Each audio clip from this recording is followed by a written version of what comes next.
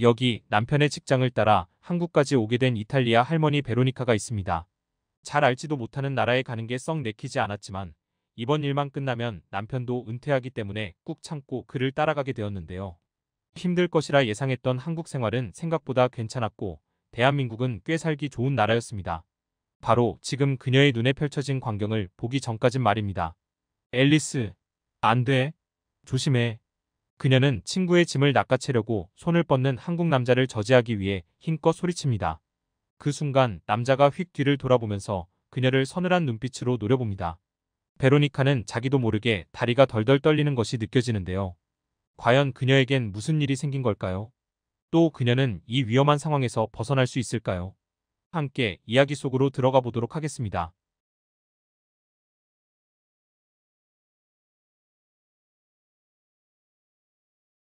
안녕하세요. 저는 이탈리아 밀라노 출신의 베로니카 카스텔리입니다. 제 남편은 다국적 기업에서 무역 업무를 맡고 있었는데 회사를 다니는 동안 3분의 1 이상을 주재원으로 보냈죠. 젊을 때는 새로운 것을 경험하니 재미있었지만 나이를 들고 나서는 이탈리아에서 편하게 쉬고 싶은 게 저의 소망이었습니다. 그러나 회사에서는 또 한국 지사로 발령 내버렸지 뭐예요. 그동안 북미나 유럽 쪽은 많이 가봤지만 아시아는 처음이었습니다. 언어는 안 통하는 건 물론이고 음식, 문화도 모두 다를 텐데 저는 너무 걱정이었습니다. 하지만 남편은 어차피 이번 한국지사 프로젝트만 성공하면 자긴 은퇴라면서 그때 이탈리아에서 노후를 평화롭게 보내자고 저를 달랬습니다. 제 남편은 저보다 5살이나 젊어 아직 50대였지만 저는 60이 넘은 노인이다 보니 이제 힘에 부쳤어요. 저는 좀 편하게 살고 싶었지만 남편 직장이 이런데 어쩌겠어요. 한국에 처음 왔을 때는 어려움이 많긴 했습니다. 회사에서 제공해준 아파트에 올라가려고 엘리베이터를 탔는데 이탈리아처럼 0층이 없고 바로 1층 붙어 있는 것도 굉장히 낯설었지요. 서양인에게 익숙하지 않은 좌식 문화에 아무리 실내라지만 양말이나 맨발인 채로 걸어다니는 상황이 생소했으며 화장실에 배수구가 있는 것도 좀 이상해 보였습니다. 유럽에서는 화장실에 배수구가 없고 바닥은 타일로만 되어 있거든요. 분리되어 있는 샤워실에만 배수구가 작게 뚫려 있는 정도였죠. 저는 처음에 세면대 밑에 배수구가 있는 게 미관상 별로 안 좋아 보인다고 생각했습니다. 식문화에 있어서도 낯선 부분이 많았던 게 한눈에 보기에도 너무 매워 보이는 김치가 어떤 식당을 가든지 꼭 있었습니다. 없는 곳들은 보통 해외 요리를 취급하는 곳이었고 한식을 파는 곳은 어딜 가나 김치가 있었습니다. 저는 예전부터 매운 걸 잘 못 먹는 성격이라 김치는 손도 대지 않으려 했죠. 저는 과연 이런 나라에서 제가 적응할 수 있을지 무척 걱정되었습니다. 안 그래도 말도 안 통하는데 말이죠. 하지만 저는 놀랍게도 몇 달 만에 빠르게 한국에 적응했는데요. 제 미국인 친구 앨리스가 저를 도와줬기 때문이죠. 앨리스와 알게 된 건 페이스북 때문이었는데요. 저같이 나이 많은 사람도 페이스북을 하냐고 놀라실 분도 있으실 테지만 지금 제 이야기를 듣고 계시는 50대 60대 분께서 휴대폰으로 유튜브를 보는 것과 똑같은 것이죠. 저는 페이스북에서 저와 같은 나라 지역에 사는 사람들을 찾았습니다. 혹시라도 저와 같이 친구가 필요한 외국인이 있지 않을까 하는 기대 때문이었습니다. 같은 이탈리아인은 아니라도 좋으니 내 또래 나이대의 영어권 사람이었으면 좋겠다고 생각했습니다. 저는 영어를 좀 하는 편이라 그래도 한국어보단 훨씬 말이 잘 통했거든요. 그리고 스크롤을 계속 내린 끝에 저는 지긋한 나이의 서양인 여성을 한 명 발견할 수 있었습니다. 인자한 외모의 여성의 프로필을 보니 그녀는 미국 캘리포니아주 출신으로 남편과 함께 한국에 온 것 같았습니다. 저는 그녀에게 친구 신청을 했습니다. 30분도 안 돼서 바로 친구 신청을 수락하더군요. 그러나 그녀는 제가 친구 요청을 한 게 어리둥절했는지 메시지로 저에게 누구신가요? 라고 물었습니다. 저는 그녀에게 저의 자초지종을 설명했습니다. 남편의 회사 일 때문에 한국에 왔는데 어울릴 친구가 필요해서 찾고 있는 중이라고 말했죠. 절대 이상한 사람이 아니며 제 페이스북을 보면 제가 어떤 사람인지 나와 있다고 말했죠. 이 여자는 처음엔 저를 경계하는 듯 보였지만 그래도 위험한 사람은 아니라고 생각했는지 저와 온라인 친구가 되어줬습니다. 그렇게 한 달 정도 연락하고 지내자 먼저 만나지 않겠냐는 제안을 하더군요. 저와 앨리스의 만남은 그렇게 시작되었죠. 앨리스는 조심스러운 온라인 상에서의 태도와 달리 실제 봤을 때는 무척 쾌활한 여성이었습니다. 저보다 한국 생활을 오래 한 그녀는 저에게 맛집들, 그리고 문화센터에서 하는 재밌는 프로그램들, 그리고 서울의 여러 가지 볼거리들과 가볼 만한 곳들은 많이 소개해 주었습니다. 점점 한국에 대한 호감이 생겨나기 시작했죠. 처음에는 이 낯선 나라에 경계했던 저도 점점 한국의 문화에 동화되기 시작했고 좀 더 개방적인 마음으로 받아들일 수 있게 됐습니다. 식당을 이곳저곳 다니면서 김치를 조금씩 먹게 된 저는 생각보다 맛있다는 걸 인지하자 6개월 만에 하루라도 김치를 안 먹으면 입안에 가시가 돋는 기분이 들 정도로 매니아가 되었습니다. 매운 음식을 거의 안 먹는 저였기 때문에 친지들이나 지인들이 알면 굉장히 놀랄 만한 변화였죠. 그 외에도 이상하게 생각했던 한국의 문화도 다 뜻이 있구나라는 걸 알게 되었습니다. 처음에는 미관적으로 좋아 보이지 않았던 화장실 배수구는 다 이유가 있었습니다. 배수구가 있으니 확실히 물 청소를 할 때도 잘 마른다는 장점이 있으며 배수구 쪽으로 머리카락이나 찌꺼기가 다 모여서 그런지 청소하기도 훨씬 쉬웠습니다. 처음에는 비위생적으로 느껴지고 맨발바닥으로 다녀야 해서 찝찝했던 좌식 문화 또한 좋아졌어요. 저는 이제 방바닥에도 누워 가끔 온도를 틀고 몸을 지지곤 합니다. 이제는 영층이 없는 건물들을 봐도 한국식 건물은 다 그러려니 하고 넘길 수 있게 됐죠. 저는 그녀 덕분에 한국 생활에 좋은 점을 많이 배웠고 적당히 적응해가기 시작했습니다.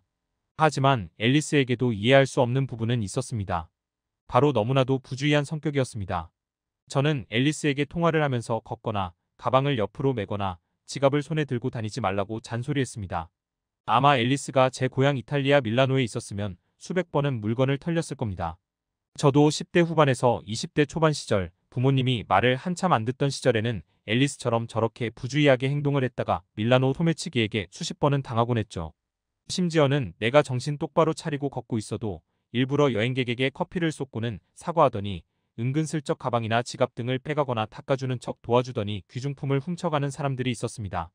그 외에도 구걸하는 척하면서 지갑을 가져가는 수법, 카메라 찍어주는 척하면서 카메라를 들고 튀는 수법이나 오토바이를 타고 다가와서 순식간에 낚아채가는 수법 등등 이탈리아에서는 도둑질로는 온갖 잔머리를 굴리는 인간들이 널려 있었습니다. 저 같은 자국인들도 순식간에 털리곤 하는데 외국인들이 큰 피해를 입는 건 말할 것도 없었습니다. 그러나 앨리스는 제 말을 귓등으로도 안 들었습니다. 오히려 카페에서도 지갑이나 휴대폰을 놓고 화장실에 다녀오겠다는 말도 안 되는 소리까지 늘어났죠. 앨리스는 여긴 한국인이 괜찮다라고 이야기했지만 저는 절대 그렇게 보지 않았어요. 저는 앨리스가 운이 좋을 뿐이라고 생각했습니다. 그리고 결국 일은 터지고 말았죠. 그날 산책을 하고 있던 저는 운동 삼아 평소 안 가던 골목길 쪽으로 빙 돌아 집에 갈 생각이었습니다. 그런데 그 골목길 안쪽에서 앨리스와 비슷한 느낌의 여자가 보이더군요. 체형도 비슷했지만 옷이나 액세서리도 평소에 그녀가 자주 입는 스타일이었습니다. 이 여자는 옆으로 맨 핸드백과 장을 본 듯 오른쪽 손에는 음식 재료들이 한가득 담긴 비닐봉지가 들려 있었습니다. 그녀가 힘들다고 혼자 중얼거리는데 역시 앨리스의 목소리가 맞더군요. 저는 소녀처럼 장난기가 발동해 그녀를 계속 따라가다 뒤를 돌아보면 놀라게 해줘야겠다고 생각했죠. 그러나 제 뒤에서 누군가가 빠른 속도로 뚜벅뚜벅 걸어오는 것이 느껴졌습니다. 힘찬 발걸음 소리에 뒤돌아보니 키가 훤칠하고 모자를 푹 눌러 쓴 한 남자가 빠르게 저를 제쳤습니다. 그러나 저를 빠르게 제칠 때는 언제고 앨리스 뒤에 붙자 무척 조심스럽게 행동하고 있었습니다. 저는 이때 소름처럼 스쳐 지나가는 감에 그가 왜 접근했는지 알았습니다. 이 괘씸한 남자는 이탈리아 소매치기들이 하던 짓거리를 그대로 하려는 것 같았습니다. 그는 앨리스에게 상냥한 한국어로 뭐라고 떠들더니 갑자기 그녀의 짐과 핸드백을 낚아채기 위해 손을 뻗어 그것들을 잡았습니다. 저는 앨리스에게 큰 목소리로 외쳤습니다. 앨리스, 안 돼. 조심해. 앨리스는 뒤를 돌아보더니 저를 보고 반가운 표정을 짓더군요. 남자 또한 획 돌아보더니 저를 무표정으로 쳐다봤죠. 남자의 무표정이 무서웠지만 저는 떨리는 목소리로 앨리스에게 저 사람이 너한테 친절한 척 다가가면서 핸드백과 짐을 모두 갈취해 가려는 거다라고 말했습니다.